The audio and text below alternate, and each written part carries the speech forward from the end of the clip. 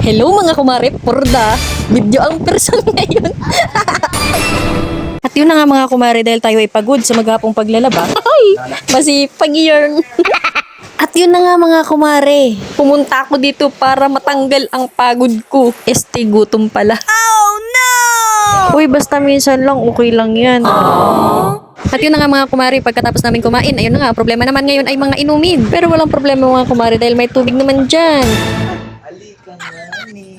Na ano ka? Dito nga pala mga kumari ay tinatawag niya ako.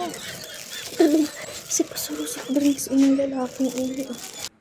At dito nga mga kumari, ako naman ay gulat na gulat dito. Akala ko naman ay kung ano. Siya nga pala mga kumari, pinagbabawalan ko na itong magparaiinom ng soft drinks.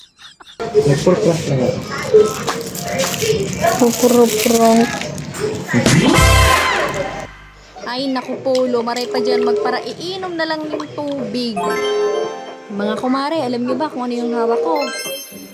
Naku, super ganda talaga yan. Kalain mo yung stick na yan, pinagaganda niya yung tubig na iniinom ko. Ba kung ikaw ay mahilig mag soft drinks, mga kumare, nire-recommend ko to. Imagine, walang expiration yan. Hindi nauubos, hindi natutunaw. Marami pang benepisyo sa katawan.